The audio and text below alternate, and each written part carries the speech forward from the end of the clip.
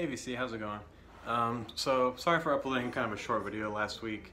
I was kind of busy and I'm not going to make any excuses. It was just not my best video, honestly, but I've got a good amount of stuff to show here this time. It'll be a nice kind of return to form in terms of video length. So some really cool stuff happened this weekend. Obviously it was Record Store Day, which surprisingly I didn't participate in, partially because I was busy. I had to work on Friday night into Saturday morning until I got off at 6 a.m., which was later than the time that I lined up last year. Last year I lined up at like 5 a.m. to open at 7, but I just wouldn't have made it over there anywhere near the same amount of time. I only really wanted one thing off the list anyway, which was the Brian Eno / Kevin Shields single, which I heard was only okay. So I think I'll probably grab that eventually whenever the flippers come down on the prices a little bit, or if I'm lucky enough to score a copy otherwise. But yeah, regardless, I've got lots of cool stuff. I'll start off by showing a book, a music-related book. Actually, it's completely relevant to this channel because it's Morrissey's autobiography, which I haven't read yet, but everything I've heard about it is divisive, to say the least. So this will be a really interesting read. It's really thick, pretty long, but yeah, I'll be getting into this pretty soon. What we're listening to right now is a CD. I got 3 CDs this month. I forgot to show this last time. I actually got this earlier in the month, which would have put it into my last video. I just forgot. I got the Nick Drake Fruit Tree CD box set. It's pretty much his whole discography. Well, it's all his studio records, obviously, and then it's got a bonus CD, which is what we're listening to right now, of like, it's called Time of No Reply. It's got like demos, outtakes, alternate versions, that kind of thing. So pretty cool, and obviously I love the rest of his studio records. The only one I had on CD before is Pink Moon, and that's also the only one I have on LP. I'd like to find originals or even just early presses of some like 5 Leaves Left or Brighter Later, but for now the CDs will be good, and this, I got this at a good deal. Same with these next two. I'll show this one. It's the Kid A Special Collector's Edition CD, which is actually like a little book full of artwork and some cryptic kind of text, which is kind of typical of Radiohead releases nowadays. And then it's got the CD in the back there. No bonus material, which is a little disappointing. No B-sides or anything, but still cool to have for my Radiohead CD collection. And lastly, I got the third to newest now Weezer record. Everything Will Be Alright in the End. This came out in like 2014, I want to say. And this one and the White Album, which came out in 2016, are both really good, actually. I mean, I know a lot of later day Weezer stuff, and their newest record isn't very good, but I know a lot of their later stuff gets kind of thrown in the camp of just bad, but that one and the White Album are actually really good albums. Probably the White Album more than this one, but still good, still good. They were on a little bit of a comeback swing there, and I don't know what happened with the newest one, but it was just kind of disappointing, to say the least. So I went and visited Chris over at First Pressing Goodness. He was selling some records. I swung by, actually on Record Store Day, but I bought a couple of records from him.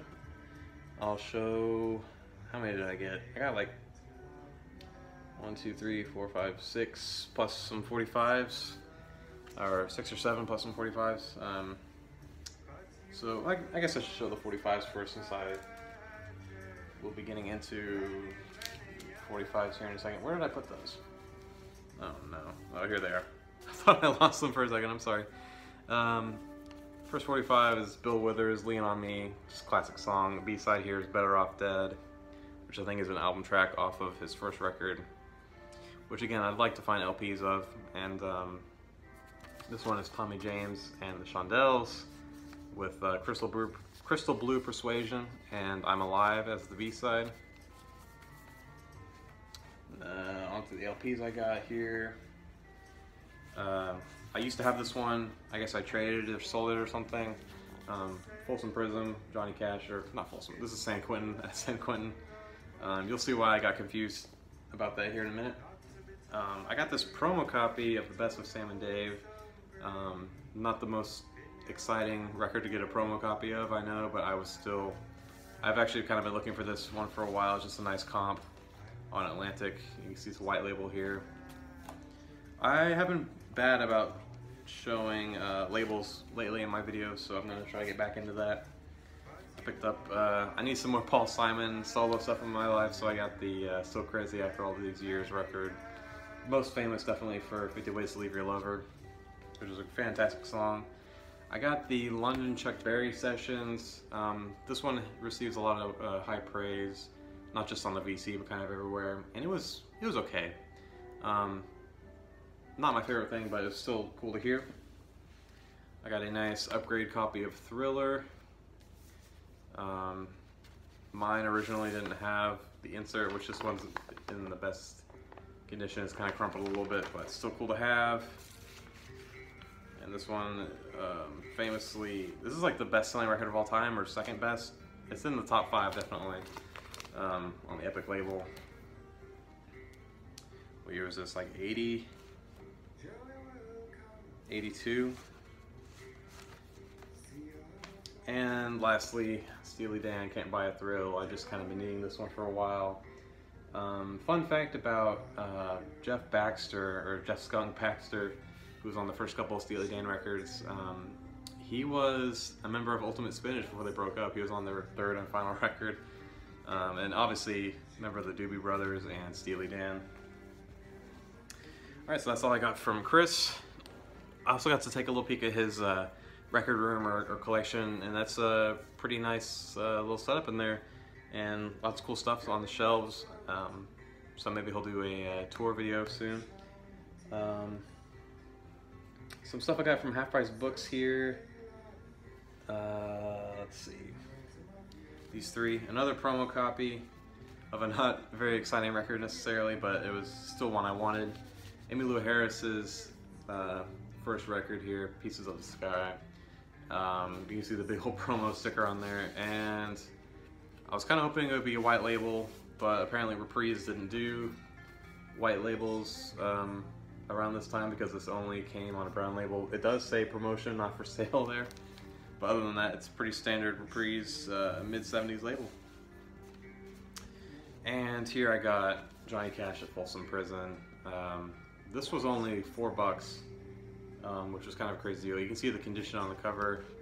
Actually, it's structure-wise is very good, but some pretty heavy ringware on there, and I don't know why they had it marked so low, because it's a pretty nice copy. I know you can't see that, but it's pretty glossy and shiny. And probably one of the coolest things I found in Half Price Books for a while. It's not an original, but it's a really pristine copy, UK pressing of Pink Floyd, Piper at the Gates of Dawn.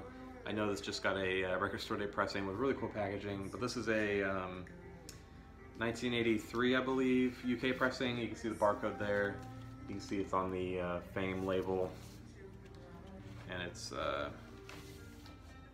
this kind of label which I've never seen before, except on this record, which I have seen copies of this exact pressing for sale before. The first time I saw one was in Austin, Texas at End of an Ear. And then I've seen these at record fairs and stuff. These are definitely way more copied than even original US pressings. It seems like I see these more often than originals.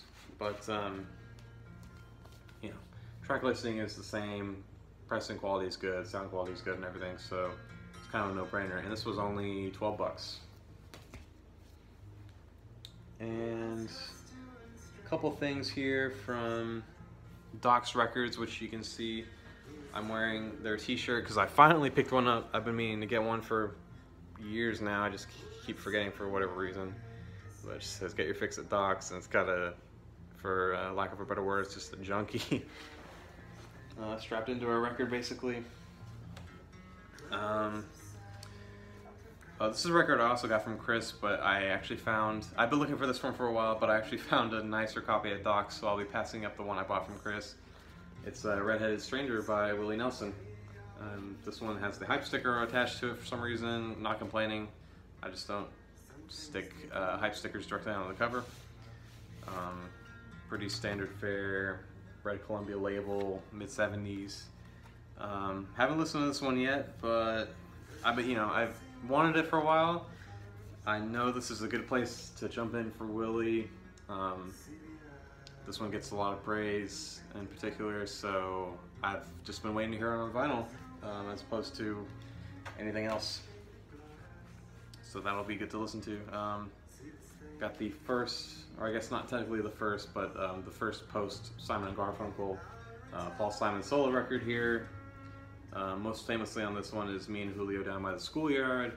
I think this is on Andrew at Tales from the Crate's top 100, like the top 90 or so. So just really nice to get a cheap copy of that, pretty clean. And I got this one by the Small Faces, which again I think was maybe on Andrew's top 100, but I've definitely been wanting a pressing of this for a while. It's not an original, but it's the Small Faces, Ogden's Not Gone Flake, what's it called? Ogden's Not Gone Flake, yeah.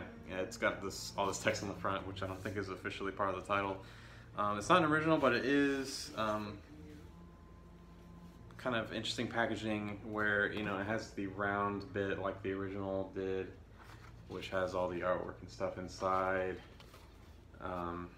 But it has this outer jacket thing, which just has a cutout in the front. And you can see there, it's on the Immediate and the Abco label. So I think this pressing is from '73. The record's from like '68, I want to say. Right in that great period of psychedelic. This was actually less psychedelic than I thought it would be. I mean, it's pretty psychedelic, but it's actually got really strong elements of like power pop, I would say, or even it gets slightly bluesy at times. But just by everything I'd heard about it, I thought it was going to sound something more like the Kinks psychedelic stuff, or like the Zombies or something. Not so. It was really enjoyable listening. The whole second side is kind of like a story, like a children's story being told, and it's got spoken word sections with like a narrator and everything, kind of narrating like a very loose, very strange psychedelic story about this guy named, I'm blanking on his name. I just listened to it the other day. It's a really good album though, definitely a keeper. Okay, so the rest of this stuff, save for one thing, is from the Dallas Record Show, which was 2 weekends ago now. Had a really good time. I got lots of really cool stuff. Oh, I'm sorry, I skipped a bunch of 45s I got from Docs. I'll show these real quick, but these are all really cool. I basically, in hindsight, got a bunch of stuff from the Nuggets comp, but just stuff I've been needing. Pushing Too Hard by the Seeds on GMP Crescendo. B-side is Try to Understand, which I think is an album track. Summertime Blues by Blue Cheer on the Phillips label. B-side is Out of Focus. And one I'd really like to find an LP, the Electric Prunes, I Had Too Much to Dream last night. The B-side is Lovin'. Really like that classic 60s Reprise 45 label for some reason. I don't know why, I just do. It's really simple, I enjoy it. So the record show, stuff I got from the record show. 245s. I got this picture sleeve for Mother's Little Helper and Lady Jane by the Stones. It originally had this Canadian press of the single. You can see it's got the red London label. Somewhere on it says Made in Canada. I'm having a hard time spotting it right now. Oh, it's at the top of the label. You can see right there, Made in Canada. So it didn't originally come with the picture sleeve, so I wanted to get a nice US pressing of the 45, which I found one at Docs on the blue label, made in US, same tracks and everything. Pretty much identical mastering, but I just made a complete set of the picture sleeve and single. So that was only a few bucks to be able to do that, so that was totally worth it. I also got this one by Jawbox, who are a post-hardcore band on the Discord label. This one's from like '92. The singles are Tongues and Ones and Zeros on the B-side. Really solid post-hardcore, like I said, if you're a fan of like Fugazi, obviously being on the Discord label, definitely really cool. Maybe like a more melodic Fugazi. Slight classic here, which I learned about in a book that I have. It's the nice, I'm never gonna get this title right, The Thoughts of Emerlis Davjak, which I think is a, what's the word, like a mishmash of all their names.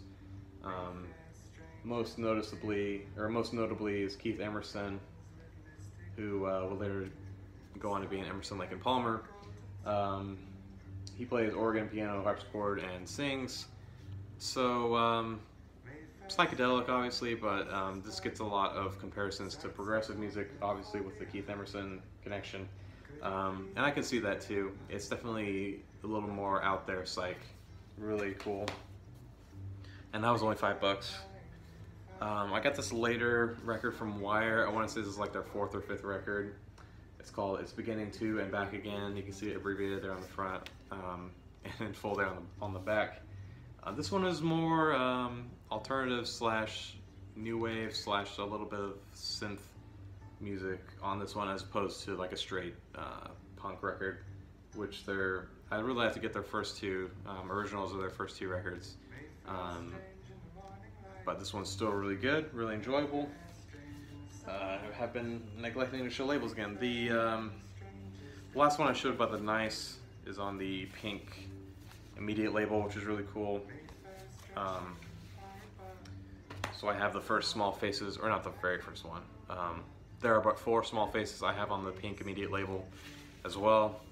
And this one I think is on Enigma. It's got that interesting design there on the front. I think it's part of the Enigma logo. I'm not sure. I got this second pressing of Minutemen, Buzz or Howl Under the Influence of Heat. Really solid EP of some of their more hardcore sounding tracks.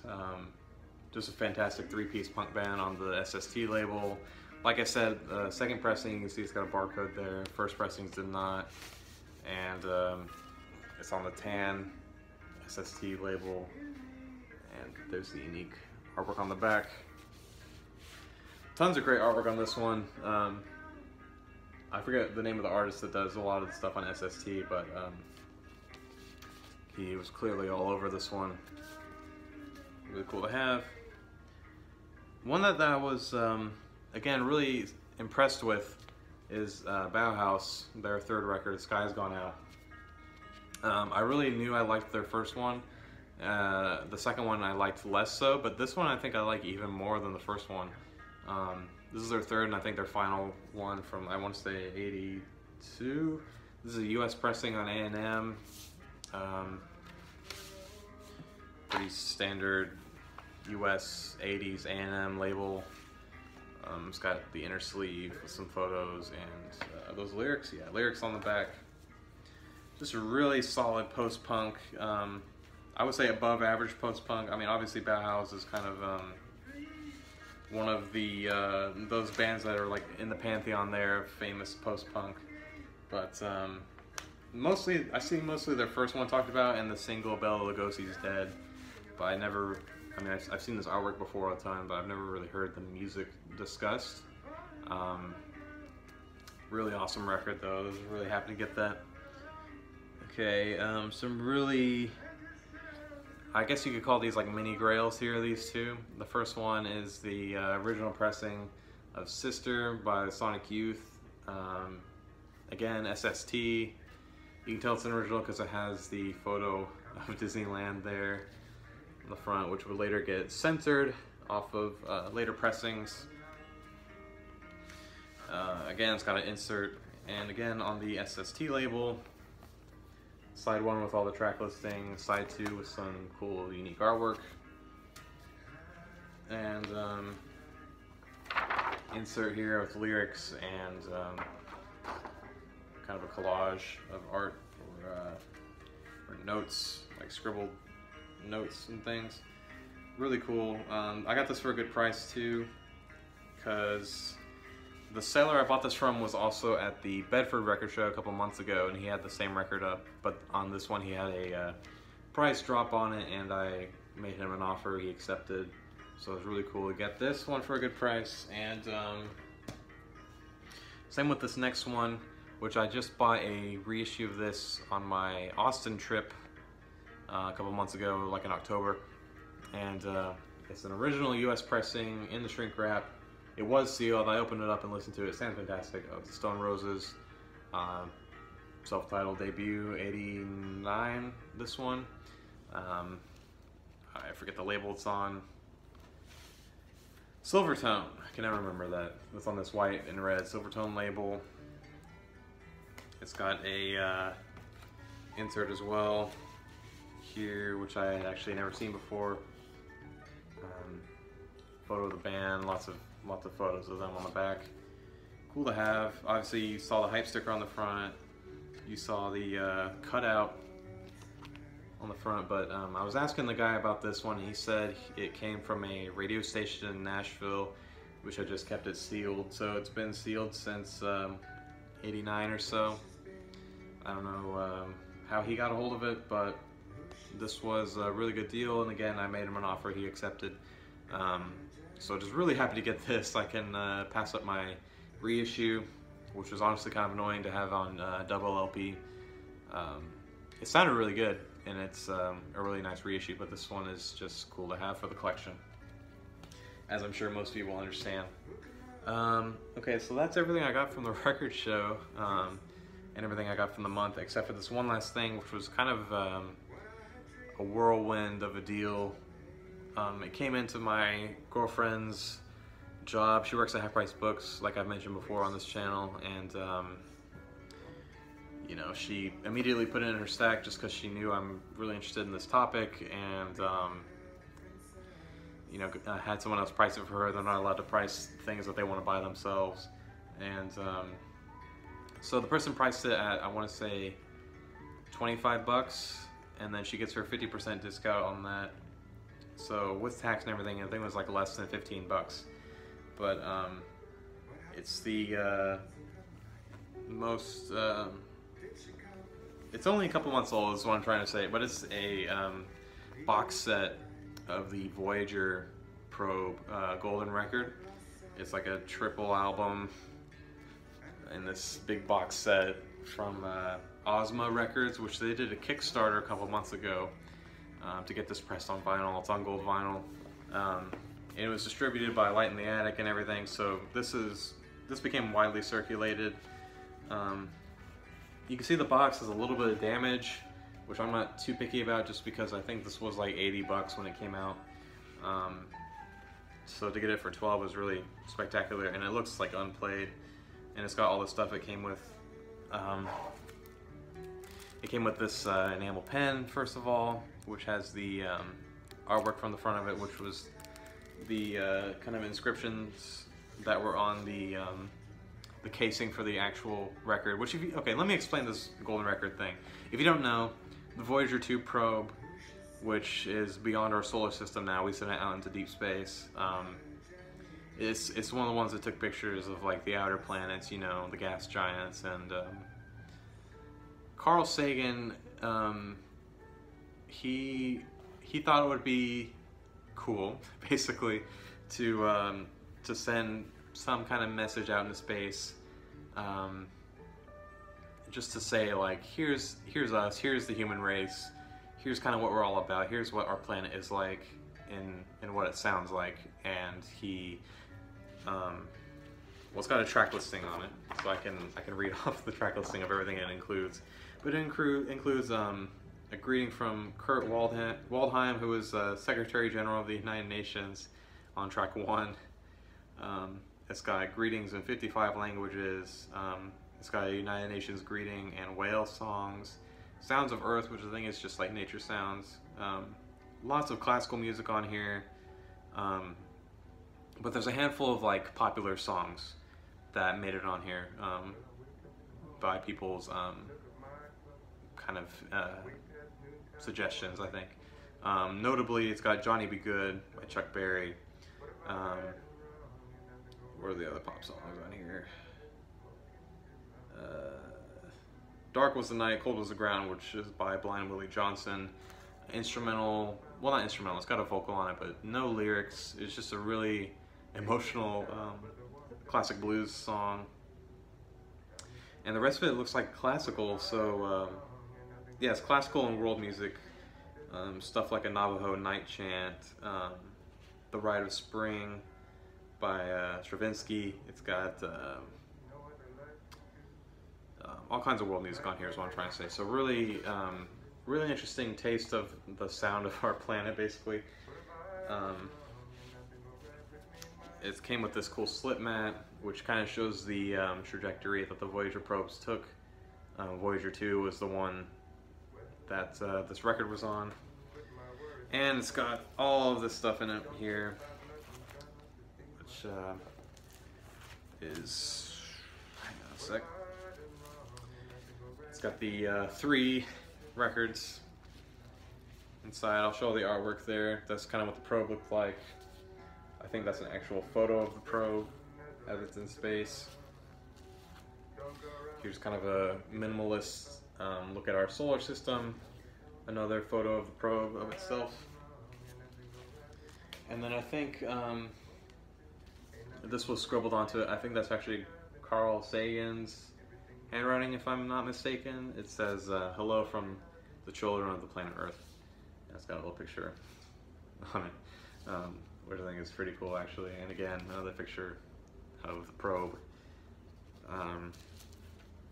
I'll pull out one of the records because they all look the same.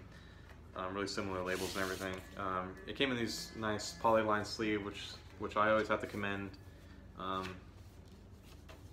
people that press records when they take the extra step to get those. Really cool, clear gold vinyl. Really